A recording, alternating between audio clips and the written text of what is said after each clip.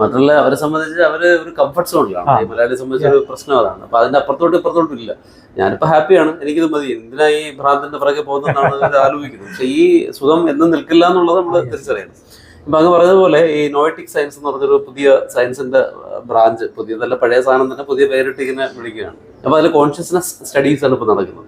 അപ്പൊ ഡാൻ ബ്രൗണിന്റെ ഏറ്റവും പുതിയൊരു പുസ്തകമുണ്ട്, ദ സീക്രട്ട് ഓഫ് സീക്രട്സ്. അപ്പൊ ഞാനത് വായിച്ച് തീർന്നു.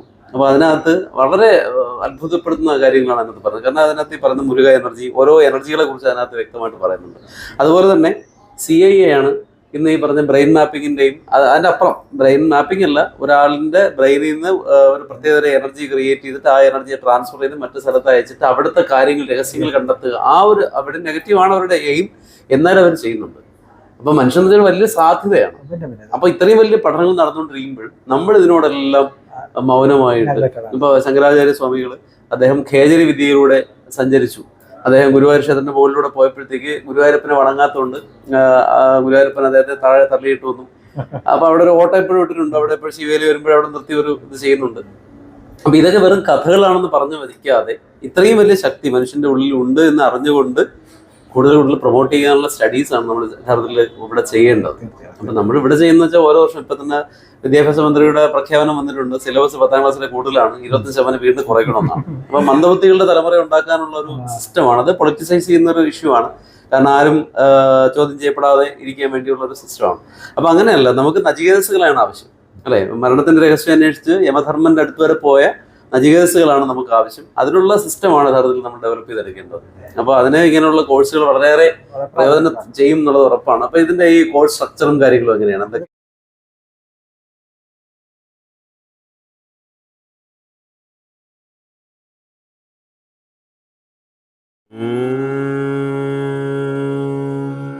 നമഃ ശിവായ.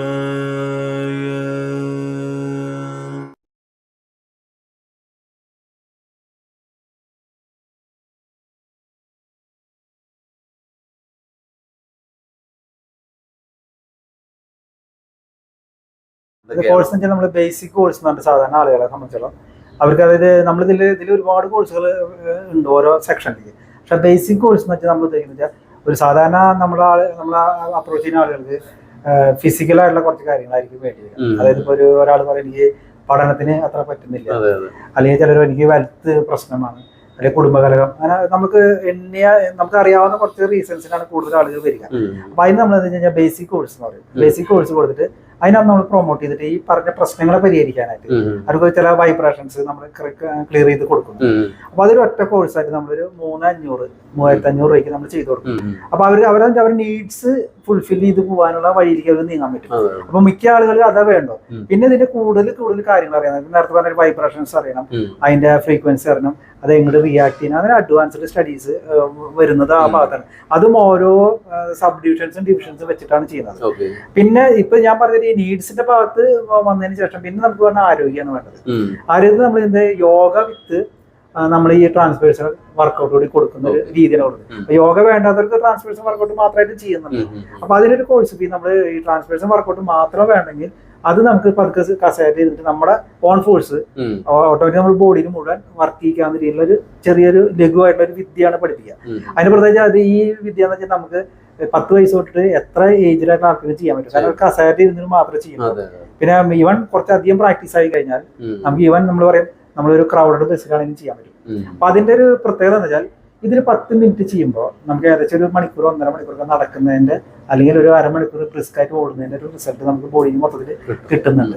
അപ്പൊ അത് നമുക്ക് ശരിക്കും അമേരിക്കൻ മെഡിക്കൽ അസോസിയേഷൻ കൂടി അംഗീകരിച്ച ഒരു സിസ്റ്റമാണ് അത്. അതിന് സൗരമാർഗം നമ്മുടെ നാടൻ പേരാണ് ഇട്ടിരിക്കുന്നത്, സൗരമാർഗം എന്നൊരു പേര് കൊടുത്തിട്ടുണ്ട്. അപ്പൊ ആ സിസ്റ്റമാണ് നമ്മൾ കൊടുക്കുന്നത്. അപ്പൊ ഈ സിസ്റ്റത്തിന്റെ പ്രത്യേകത എന്ന് വെച്ചാൽ സാധാരണ ഒരു 10 വയസ്സുള്ള കുട്ടി ചെയ്തു തുടങ്ങിയാൽ അവന് ഭാവിയിൽ വരാവുന്ന അസുഖങ്ങളെ ഒട്ടുമുക്കാലും പ്രിവെന്റ് ചെയ്യാൻ പറ്റും.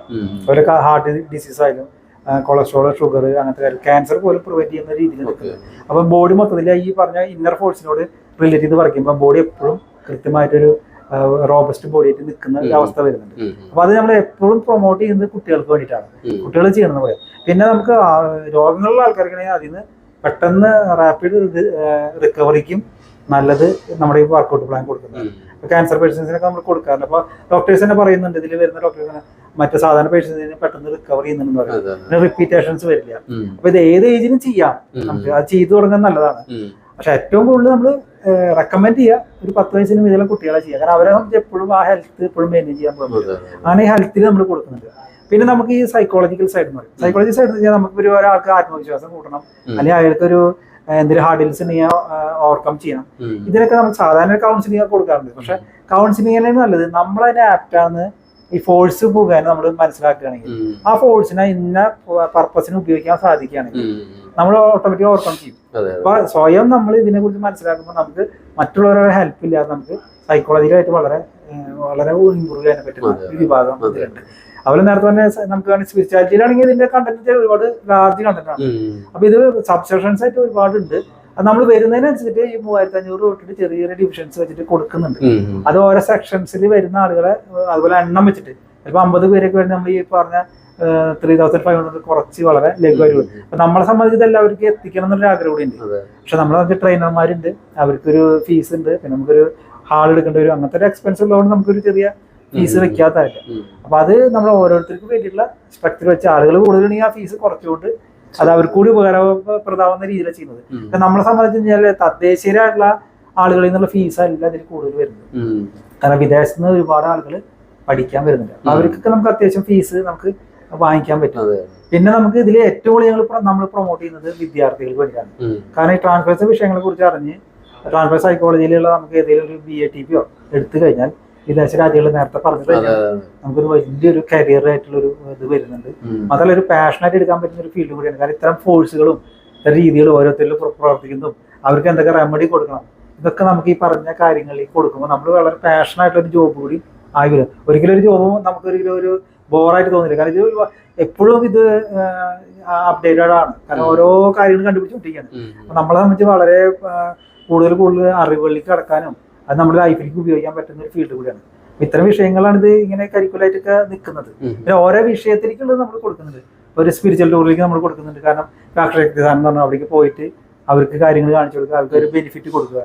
അതുപോലെ തന്നെ നമുക്ക് ഇത്തരം വിഷയങ്ങളെ നമ്മൾ കൂടുതൽ മനസ്സിലാക്കുക. ഇതൊക്കെ നമ്മൾ കൊടുക്കുന്ന സബ്ജക്റ്റാണ്. അപ്പൊ അത് വളരെ ഡൈവേഴ്സിറ്റി ആയിട്ട് നിൽക്കുന്ന ഒരു വിഷയവും കരിക്കുലാണ് ഇതിൻ്റെ വരുന്നത്. ശരിക്കും അതിൻ്റെ ഒരു നമ്മൾ കൃത്യമായിട്ടൊരു ബ്രോഷറൊക്കെ തയ്യാറാക്കി കൃത്യമായിട്ട് ആളുകൾക്ക് അയച്ചു കൊടുത്ത് അതിൽ ഏതാണ് വേണ്ടതെന്ന് ഡിസ്കഷൻ നടത്തിയതിനു ശേഷം മാത്രമേ ക്ലാസ്സുകളിലേക്ക് പോലും നമ്മൾ എടുക്കുന്നുള്ളൂ. കാരണം അത്രയും ജനറലൈസ് ഇത് മുഴുവൻ എടുക്കാൻ പറ്റും. ജനറലൈസ് ഫസ്റ്റത്തെ ജനറലൈസേഷൻ ആണ് 3500. കാരണം അത് എല്ലാവർക്കും വേണ്ടതാണ്. ഓൺ ഫോഴ്സ് അതെങ്ങനെ നമുക്ക് വർക്ക് ചെയ്തിട്ട് നമ്മുടെ നീഡ്സിന് ഉപയോഗിക്കാം, അത് എല്ലാവർക്കും വേണ്ടതല്ല. നമുക്ക് എന്തെങ്കിലും ബുദ്ധിമുട്ടിനെ മാറുക, അല്ലെങ്കിൽ നമ്മുടെ എന്തെങ്കിലും ആഗ്രഹങ്ങൾ സഫലീകരിക്കുക, അത് നമുക്ക് ഫസ്റ്റത്തെ മതി. അത് ജനറലായിട്ട് എല്ലാവർക്കും കൊടുക്കാൻ പറ്റും. അപ്പൊ ആ ജനറൽ മാത്രം നമ്മൾ പറയാറുള്ളൂ. ബാക്കി പിന്നെ അവരോട് സംസാരിച്ച് നമ്മൾ ഏത് കാറ്റഗറിക്ക് വേണ്ടെന്ന് വെച്ച് കഴിഞ്ഞാൽ പരമാവധി നമ്മൾ അതിൻ്റെതായ ഒരു രീതിക്ക് വളരെ സൗഹാർദ്ദപരമായിട്ട് തന്നെ ക്ലാസ്സുകൾ നടത്തുന്നത്. അപ്പൊ ഇതിപ്പോ ഞങ്ങളുടെ കൂടി ഒരു ആവശ്യമാണ്. കാരണം ഇന്ത്യയിലാണ് ശരിക്കും ട്രാൻസ്പേഴ്സണൽ വരേണ്ടത്. കാരണം ഇത്രയധികം പൈതൃകമായിട്ടുള്ള അറിവുകളും ഇത്രയധികം നമ്മൾ പറയും വളരെ നാനാവിധമായിട്ടുള്ള ആചാരമുറകളുള്ള സ്ഥലത്താണ് വരേണ്ടത്. ഞങ്ങൾ പലപ്പോഴും കണ്ണൂർ കാസർഗോഡൊക്കെ പോകാറുണ്ട്. അവിടെ തെയ്യത്തിന്റെ ഭാഗത്ത് ഫോഴ്സ് ഒക്കെ എവിടേക്ക് വർക്ക് ചെയ്യുന്നത് അത് കാണിച്ചു കൊടുക്കാറുണ്ട്. വിദേശികളും വരുന്നത് തദ്ദേശീയരും വരാറുണ്ട്. എവിടെയാണ് ഈ ഫോഴ്സ് വർക്ക് ചെയ്യുന്നത്, എവിടേക്കാണ് പോകുന്നത്, ആർക്കൊക്കെ കിട്ടുന്നതൊക്കെ ആക്ച്വലി നമുക്ക് വളരെ റിയാലിറ്റിയിൽ മനസ്സിലാക്കാൻ പറ്റുന്ന രീതിയിൽ കാണിച്ചു കൊടുക്കുന്നുണ്ട്. അപ്പൊ അതൊക്കെ വളരെ ഇൻട്രസ്റ്റഡ് ആണ്. ഒരുപാട് ആളുകൾ ഇപ്പൊ ഇൻട്രസ്റ്റഡ് ആണ് ഈ വിഷയങ്ങളിൽ ശാസ്ത്രീയമായി പഠിക്കാനും അവരെ സംബന്ധിച്ച് വളരെ ഉന്നതിയിലേക്ക് വരാനും. നേരത്തെ പറഞ്ഞാൽ തന്നെ ലോകം കൂടുതൽ ക്രൂര സ്വഭാവത്തിലേക്ക് പോകുന്നതിനെ തിരിച്ചു പിടിച്ച് കൊണ്ടുവരണമെങ്കിൽ ഇത്തരം വിഷയങ്ങളും പൈതൃകമായിട്ടുള്ള നമ്മുടെ അറിവുകളും പ്ലസ് നമുക്ക് ന്യൂ ആയിട്ടുള്ള അതായത് ഇത്തരം ട്രാൻസ്ഫേഴ്സ് വിഷയം കൂടി കൂടിച്ചേരണം. അത് പൊതുവെ നമ്മൾ പറയുന്നത് തന്ത്രിയായാലും പൂജാരിയായാലും വിശ്വാസികളായാലും നമ്മുടെ പൈതൃകമായുള്ള അറിവിന്റെ കൂടെ തന്നെ ആ അറിവിന്റെ കൂടെ തന്നെ ട്രാൻസ്ഫേഴ്സിന് അറിവ് കൂടി നേടാനാണ് പറയുക. അപ്പൊ അവർക്ക് ഒരുപാട് അഡ്വാൻറ്റേജ് അവർക്ക് കിട്ടാറുണ്ട്. അപ്പൊ അതിന്റെ ഒരു ഞങ്ങൾ മാമാങ്കത്തിന് അതിനൊരു പദ്ധതി ഇട്ടാണ്. പക്ഷെ അവിടെ വല്ലാതെ തിരക്കായിരുന്നു. നമുക്ക് ഇങ്ങനെ ഒരു ക്രൗഡിലേക്ക് വരുമ്പോൾ അത് കാണിച്ചു കൊടുക്കാനും അത് ബുദ്ധിമുട്ടുള്ള നമ്മളിപ്പോ അതിന്റെ സെഷൻസ് ഇടുന്നുണ്ട്. തിരുനാവായ വരുന്നവർക്ക് വേണ്ടിയിട്ട് അവർക്ക് ആ ഒരു കൃത്യമായിട്ട് ത്രിമൂർത്തി സംഗമത്തിലേക്ക് കൊണ്ടുവന്നിട്ട് ചെയ്യുന്നത്. അത് മാത്രമല്ല ഞങ്ങൾക്കൊരു അതൊരു ഇനീഷ്യേറ്റീവ് ഉണ്ട്. അത് ഞങ്ങളോട് ആരും പറഞ്ഞിട്ടല്ല. ഞാൻ ബ്രഹ്മക്ഷേത്രത്തിൽ പോയിരുന്നു തവനൂര്. വളരെ എന്താ പറയുക വളരെ ബുദ്ധിമുട്ടാണ് കാര്യങ്ങൾ. ക്ഷേത്രത്തിന് ചെലവുകൾ നടക്കാൻ പോലും ബുദ്ധിമുട്ടിലാണ്. തിരുനാവായ നാവാമുകുന്ദ അത്യാവശ്യം നല്ലതാണ്, നല്ല രീതിയിൽ നടക്കുന്നുണ്ട്. പക്ഷെ മറ്റു 2 ക്ഷേത്രങ്ങളും വളരെ ബുദ്ധിമുട്ടുണ്ട്. അപ്പൊ അവര് പുനരുദ്ധാരണ പ്രവർത്തനം നടക്കുന്നുണ്ട്. അപ്പൊ ഞാൻ എന്റെ ഭാഗത്ത് ഒരു ഇനീഷ്യേറ്റീവ് കൂടി ഇട്ടിട്ടുണ്ട്. കാരണം അവിടെ ആളുകൾ വരുമ്പോൾ ആ ക്ഷേത്രത്തിന് എന്തെങ്കിലും ഒരു രീതിയിൽ കാര്യങ്ങൾ ഇടണമെങ്കിൽ ആ ക്ഷേത്രങ്ങൾ നന്നായി വരും. അതെ. ആ ഒരു ഇനിഷ്യേറ്റീവ് കൂടി നമ്മൾ എടുക്കാനുള്ള ഒരു ഉദ്ദേശത്തിലാണ് നിൽക്കുന്നത്. നമുക്ക് ചെയ്യണതൊക്കെ പ്രത്യേകിച്ച് ചെറുതിരുനാവായ നിൽക്കുന്ന തവരിൽ നിൽക്കുന്ന ആ 2 ക്ഷേത്രങ്ങളും ഉന്നതിലേക്ക് വരേണ്ടത് വളരെ അത്യാവശ്യമാണ്. ശരിക്കും തന്ത്രിമാർ ചെയ്യേണ്ട കാര്യങ്ങളാണ്. പക്ഷെ തന്ത്രിമാർക്ക് തന്ത്രം പിഴയ്ക്കുന്ന കാലത്ത് അത് വേറൊരു പ്രശ്നം കൂടി ഇതിന്റെ പിന്നിലുണ്ട്.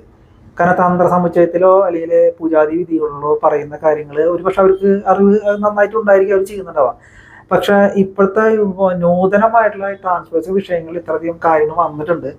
അത് നമുക്ക് എങ്ങനെ ഈ തന്ത്രത്തിലും പൂജാതി വിധികളിലും അല്ലെങ്കിൽ ഇപ്പൊ നമ്മൾ പറഞ്ഞ ജ്യോതിഷത്തിലും എങ്ങനെ ഉപയോഗിക്കാന്ന് കൂടി അവർ പഠിക്കണം. അപ്പൊ അത് ആ ഒരു കാര്യം കൂടിയും അതിലേക്ക് വരുമ്പോ ഈ പറയുന്ന കാര്യങ്ങളൊക്കെ വളരെ നല്ല രീതിയിലേക്ക് വരുന്നുണ്ട്. പഴയ കാലത്ത് പഠിച്ചതുപോലെ ഇപ്പോഴ് പഠിപ്പിക്കാനുള്ള ഗുരുക്കന്മാരില്ല, അതൊരു വലിയ കാര്യമാണ്.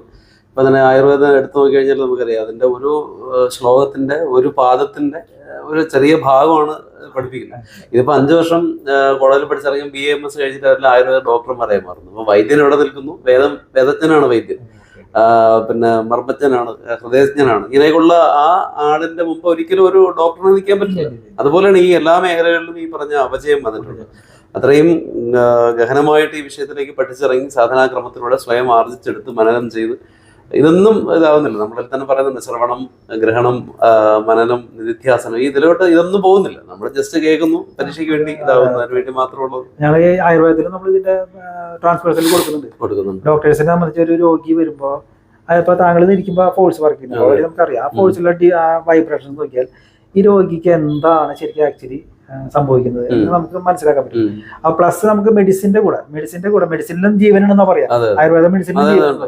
പഴയ കാലത്ത് എന്ന് വെച്ചാൽ വൈദ്യുതി ആ സമയത്ത് പോയിട്ട് പറിച്ച് ആ സമയത്ത് അതിന്റെ ജീവനോടെ കൂടിയിട്ട് കൊടുക്കുന്നത് ഒരു 2-3 മണിക്കൂർ കഴിയുമ്പോൾ തന്നെ ജീവൻ പോവാന്ന് പറയും. അങ്ങനെ പക്ഷെ ഇപ്പോഴത്തെ കാലഘട്ടത്തിൽ അത് നടക്കില്ല. കാരണം അതല്ല മരുന്നുകളൊക്കെ പ്രിസർവ് ചെയ്യാൻ. പക്ഷെ നമ്മൾ ചെയ്യുന്ന ഇതിന്റെ കൂടുതൽ അഡാപ്റ്റേഷൻസ് കൂടുതൽ കൊടുക്കുന്നത് എന്താണെന്ന് വെച്ചാൽ ഈ പറയുന്ന മരുന്നിന്റെ പ്രിസ്ക്രൈബിന്റെ കൂടെ തന്നെ അവനവന്റെ ഫോഴ്സിനെ കൂടിയും അതിലേക്ക് ഈ മരുന്നിലേക്ക് റിയാക്ട് ചെയ്യുന്ന പോലെ ഈ ഫോഴ്സിനെ കൂടി ഒന്ന് മെന്റ് ചെയ്ത് കൊടുക്കാം. അപ്പൊ അത് ഡോക്ടർക്ക് അറിയുന്ന കാര്യമാണ്. ഡോക്ടർ അത് മെന്റ് ചെയ്ത് കൊടുത്തു കഴിഞ്ഞാൽ ഈ മെഡിസിൻ എടുക്കുമ്പോൾ അതിനുള്ള റിസൾട്ട് വളരെ കൂടുതലായിരിക്കും. അത് നമ്മൾ ഓൾറെഡി അലോപ്പതിയിൽ കൊടുക്കുന്നത് തന്നെ. ഇപ്പൊ ക്യാൻസർ പേഷ്യൻസിന് ആ മെഡിസിൻസ് അവർക്ക് എടുക്കണം, പ്ലസ് അവരുടെ ബോഡി ഇതിനെ റിപ്പൽ ചെയ്യാനുള്ള അല്ലെങ്കിൽ അതിനെ സീസ് ചെയ്യാനുള്ള ഒരു സിസ്റ്റംസ് കൊണ്ടുവരാനുള്ള ഒരു പ്ലാൻസ് കൊടുക്കണം. അപ്പൊ അത് ഓട്ടോമാറ്റിക് വർക്ക് ചെയ്യുന്നുണ്ട്. അത് ഏറ്റവും കൂടുതൽ വർക്ക് ചെയ്യുക നാച്ചുറോപ്പതിയിലും ആയുർവേദത്തിലാണ്. അതാണ് ഏറ്റവും രസം. അപ്പൊ അത് നമുക്ക് കുറച്ച് ഡോക്ടേഴ്സിനോട് നമ്മൾ പറഞ്ഞ പ്രാക്ടീസ് അവർക്ക് മനസ്സിലായിട്ടുണ്ട്. അതുകൂടി ഒരു കരിക്കുലത്തിലേക്ക് കൊടുത്തിട്ട് നമ്മൾ ഇതിന്റെ വർക്കൗട്ട് കൊടുക്കുന്നുണ്ട്. അപ്പൊ അവർക്കും കുറച്ചുകൂടി ഗുണകരമാണ്. കാരണം അവർക്കും ഈ രോഗികളായിട്ട് കാര്യങ്ങൾ ചെയ്യാനൊക്കെ ഗുണകരമായിട്ട് വരുന്നുണ്ട്. അതൊക്കെ ഇതിന്റെ ഒരു ഭാഗം തന്നെയാണ്. 252 വർക്കൗട്ട് ഇങ്ങനെ പ്ലാൻ ചെയ്ത് കാര്യങ്ങൾ ഈ സ്കൂളായിട്ട് തന്നെ ഡെവലപ്പ് ചെയ്ത്. പക്ഷെ ഞാനിപ്പോ എന്താ ഒരു ഓഡിറ്റിംഗിൽ നിൽക്കുന്നതുകൊണ്ട് അതിന്റെ ഒരു തിരക്ക് ഞാൻ കുറച്ചിട്ടുണ്ട്. കുറച്ച് ഫേംസ് മാത്രമേ ചെയ്യുന്നുള്ളൂ. ബാക്കി ഞാനിപ്പോ പൊതുവെ ഇതിലേക്ക് ഇറങ്ങിയിരിക്കുന്നത് ഒരു കാലഘട്ടത്തിൽ. അപ്പൊ നമുക്ക് എന്താ വെച്ചാല് ആ ഒരു പ്രൊഫഷനിൽ നിൽക്കുമ്പോൾ നമുക്ക് അതിന്റെ തിരക്കുണ്ടാവും. പിന്നെ ഞാൻ കുറച്ച് പറയാം, അതും ഇതിൽ പറയേണ്ടത് തന്നെ. ഞാൻ കുറച്ച് ഇൻട്രോവേർട്ടായിരുന്നു. കാരണം നമ്മുടെ പരീക്ഷണം നമ്മുടെ രീതിയിൽ ചെയ്യുക, കുറച്ചുപേർക്ക് കൊടുക്കാന്നുള്ള രീതിയായിരുന്നു. പിന്നീട് കുറച്ച് കാലഘട്ടം കഴിഞ്ഞപ്പോൾ നമുക്ക് ഇൻട്രോവേർട്ട് ആയിട്ട് നിന്നാൽ ഇതെത്തില്ല എന്നൊരു തോന്നൽ വന്നതുകൊണ്ടാണ് നമ്മൾ പലപ്പോഴും ഇപ്പോഴൊക്കെയാണ് വീഡിയോയിലേക്ക് പോലും നമ്മൾ കടന്നിരിക്കുന്നത്. ഇപ്പൊ എന്റെ ഈ ഒരു പ്രൊഫഷൻ എന്ന് വെച്ചാൽ എന്റെ ഒരു പരീക്ഷണ നിരീക്ഷണം എന്ന് വെച്ചാൽ ഏകദേശം 30 കൊല്ലത്തെ പഴക്കമുണ്ട് എന്റെ ഈ പരീക്ഷണ നിരീക്ഷണങ്ങൾ. മാത്രമല്ല ഈ പ്രാക്ടീസ് മെത്തേഡ് കൊടുത്തു തുടങ്ങി തന്നെ 20 കൊല്ലത്തിന് മേലെയായിട്ടുണ്ട്. പക്ഷെ ഒരിക്കലും ഒരു വീഡിയോയിലേക്കോ ഒന്നിലേക്ക് ഞാൻ കടന്നിട്ടില്ല. ആൾക്കാർ കാണുന്നവർ അറിയുന്നവർ പറയുന്നു, ആ രീതിയിലാണ് ഇത് വർക്ക് ചെയ്തിട്ടുള്ളത്. ഇപ്പൊ ഈ അടുത്ത കാലത്താണ് ഞാൻ വീഡിയോസിലേക്ക് അടക്കം കുറച്ച് ശ്രദ്ധിച്ച്, ഒരുപക്ഷെ എന്റെ ഈ ഇൻട്രോവേർട്ട് ക്യാരക്ടർ ആയിരിക്കാം കുറച്ചുകൂടി ഞാൻ ബാക്കിൽ കളിച്ചിരിക്കുന്നത്. അപ്പൊ പിന്നെ അതുപോലെ പരീക്ഷണങ്ങളും നിരീക്ഷണങ്ങളും നടത്തിയിട്ട് ഈ ട്രാൻസ്ഫേഴ്സിൽ വളരെ ബുദ്ധിമുട്ടാണ്. കാരണം നമ്മൾ ഈ തീമിനെ കണ്ടുപിടിക്കാൻ വേണ്ടി ചിലപ്പോൾ ചില സ്ഥലങ്ങളിലൊക്കെ 2 കൊല്ലം 3 കൊല്ലമൊക്കെ പോയി നിൽക്കേണ്ടി വരും. അത് ആ തീം കിട്ടാൻ വേണ്ടിയിട്ട്. അപ്പൊ അത്രയും ഗഹനമായി നിൽക്കുമ്പോൾ നമുക്ക് ഒരിക്കലും പുറത്തേക്ക് വന്നിട്ട് ഇത്തരം വിഷയങ്ങളെ കൈകാര്യം ചെയ്യാൻ പറ്റാറില്ല. പക്ഷെ ഇപ്പൊ ഞാനത് കൊടുക്കുന്നതെന്ന് വെച്ചാൽ ഞാനായിട്ട് കണ്ടുപിടിച്ച ഇത്തരം വിഷയങ്ങൾ ഒരുപക്ഷെ എന്നിൽ തന്നെ ഒതുങ്ങി പോകും. 252 വർക്കൗട്ട് എന്നൊക്കെ പറയുമ്പോൾ അതെന്തായാലും ഓരോ കാറ്റഗറൈസ് ചെയ്തിട്ട് അത് ഡെവലപ്പ് ചെയ്യാനായിട്ട് ആയുർവേദത്തിലും അല്ല ഈ സെക്ഷനിലൊക്കെ കൊടുക്കണം ആഗ്രഹം കൂടി ഉണ്ട്. അതിലേക്കാണ് ഇപ്പൊ കൂടുതൽ പുസ്തകം എഴുതുന്നത്. എന്റെ ഒരു പുസ്തകം അത് സ്പിരിച്വൽ ആണ്. ബുക്ക് ഓഫ് റിയൽ ഗോഡ് എന്ന് പറഞ്ഞൊരു പുസ്തകം. അത് കംപ്ലീറ്റ് സ്പിരിച്വൽ ആണ് കേട്ടോ. അത് ആമസോണിൽ ഇതുപോലെ പബ്ലിഷ് ചെയ്തിട്ടുണ്ട്. അത് സ്പിരിച്വൽ മാത്രമാണ്. സ്പിരിച്വൽ കണ്ടന്റ്സിനെ നമുക്ക് ഏകദേശം കുറേശ്ശൊക്കെ എങ്ങനെ തിരിച്ചറിയാവുന്ന രീതിയിലാണ് നമ്മൾ കൊടുത്തിരിക്കുന്നത്. വെച്ചാൽ അത് സ്പിരിച്വാലിറ്റി മാത്രമായിരുന്നു. അങ്ങനെ ഒരു ബുക്ക് ഇറക്കി. പക്ഷെ നമ്മള് ട്രാൻസ്പേഴ്സണൽ ബുക്ക് നമ്മൾ ഇതുവരെ ഇറക്കിയിട്ടില്ല. ഇപ്പൊ നമ്മൾ എന്താ വെച്ചാൽ കൂടുതൽ ബുക്കിനേക്കാൾ കൂടുതൽ ഇതിന്റെ പ്രാക്ടീസ് മെത്തേഡ്സ് എല്ലാവർക്കും എത്തിക്കുക എന്നുള്ള രീതിയിലാണ്. കാരണം കാറ്റഗറൈസ് ചെയ്തിട്ട്, കാരണം അത് ഡെവലപ്പ് ചെയ്ത് പോയി കഴിഞ്ഞാൽ പിന്നെ നമുക്ക് കുറച്ചുകൂടി ഞാൻ റിലാക്സ് ആവും. അപ്പോൾ ഒരു ബുക്കിലേക്കോ നോളജ് പകർത്തി എഴുതാനുള്ള ഒരു അവസരം കിട്ടും. അതിലേക്ക് നമ്മൾ കടക്കുന്നതേ ഉള്ളൂ. എല്ലാവിധ ആശംസകളാണ്. വളരെ സന്തോഷം താങ്കളെ കണ്ടതിലും. മാത്രമല്ല ESPN ചാനല് വളരെ പ്രമുഖമായിട്ടൊരു ചാനലാണ്. അപ്പോൾ അതിലേക്ക് എനിക്കൊരു ഇന്റർവ്യൂ ചെയ്യാൻ പറ്റിയതിൽ വളരെയധികം സന്തോഷം ഞാനും പ്രകടിപ്പിക്കുന്നു. ശരി.